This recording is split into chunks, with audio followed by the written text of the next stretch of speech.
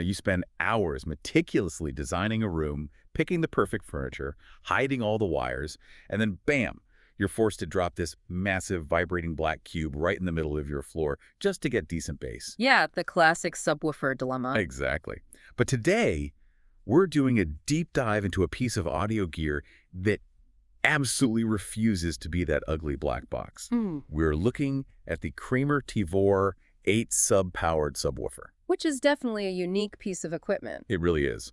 Our mission today is to cut right through the spec sheet on this HDTV Supply listing and figure out how a white wooden cabinet subwoofer actually pulls off, extreme placement flexibility without sacrificing the low end for your setup. Well, when you look at the physical build, it's honestly pretty unassuming. You've got this 8-inch aluminum woofer with a rubber surround, and it's entirely encased in this white wooden cabinet. Right. It's solid, weighing in at about 22.6 pounds, but the real engineering feat here is how it physically interacts with the room. I've been thinking of it as essentially an architectural ninja. A ninja. I like that. Yeah, because instead of demanding precious floor space, you can actually mount it directly on a wall. Or, if you do keep it on the floor, you can position it flush against a wall specifically to hide the control panel. Exactly. It completely disappears into the aesthetics of the space. By concealing the controls, it just stops looking like technical AV equipment. It just becomes part of the architecture. Right. But hiding a subwoofer creates a pretty major acoustic challenge. When you shove a speaker against a wall or mount it in a corner, you drastically alter how those bass waves bounce around the room. Which brings us to the actual audio engine because, well, hiding a speaker is totally useless if it sounds muffled. Oh, absolutely. So the spec sheet says the built-in amplifier delivers 50 watts RMS and 140 watts of continuous program power. Wait, stop there for a second. Yep. What is the actual practical difference between those two numbers for someone setting this up? Sure. So RMS stands for root mean square. Think of it as basically the continuous, everyday cruising speed of the amplifier. 50 watts RMS is the power it can sustain constantly without overheating or distorting. But that 140 watt continuous program power, that is its capacity to handle sudden dynamic peaks. Like an explosion in an action movie or something. Exactly, or a massive bass drop in a song. Got it. Okay, so then there's the frequency response, which is listed as 30 hertz to 600 hertz at minus 10 decibels. The 30 hertz part I get, that's the super deep chest rattling bass. Right. But what does that minus 10 decibels qualifier actually mean in practice? That number is crucial for managing expectations, honestly.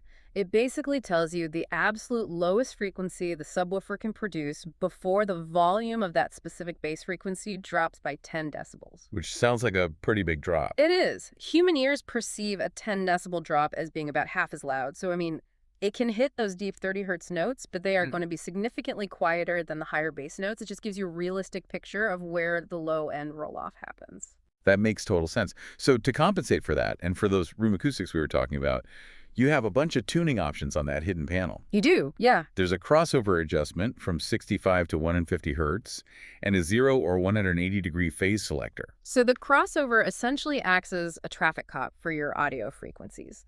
It tells the subwoofer exactly where to stop playing bass and let your main speakers take over the mid-range. Okay, and the phase selector. That is even more critical for a hidden subwoofer.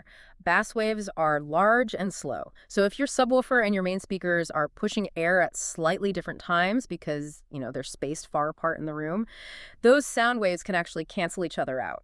Leaving you with incredibly weak bass. Exactly.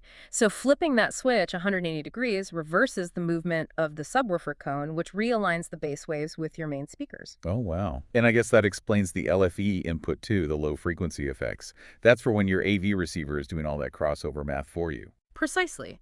You just bypass the sub's internal traffic cop entirely. You also have standard line-level stereo RCA inputs if you want the subwoofer itself to handle the math. Right.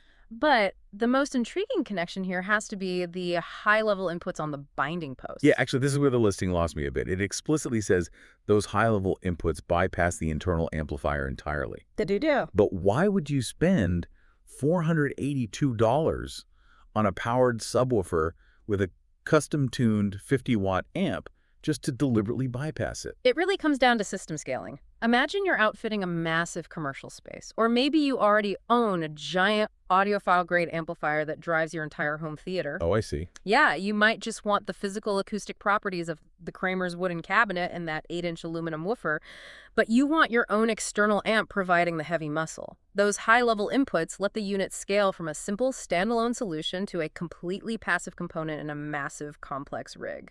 Wow, so it's solving an aesthetic nightmare with genuine acoustic adaptability. Yeah. Whether you are outfitting a commercial space or a home theater, it's a pretty compelling mix of customizable power and discrete design for that $482. It really hits a sweet spot. But, looking at all these analog inputs, the binding posts, the RCA cables, the physical wooden cabinet pushing air, there is one line buried at the very bottom of the specs that feels totally out of place to me. Oh, the firmware line. Yes. It says this unit ships with the latest firmware. It is such a fascinating juxtaposition, isn't it? You have this wooden box designed to physically vibrate the air. I mean, it's the most traditional mechanical hardware imaginable. Right. Yet tucked away on the circuit board, managing the auto standby feature and power regulation, there is a microchip running software. It really makes you think about how quietly code has just eaten the analog world. Even the purely physical act of pushing air to create bass is now governed by a digital ecosystem that can be updated. Definitely something for you to mull over the next time you feel that rumble in a perfectly designed, completely discrete room.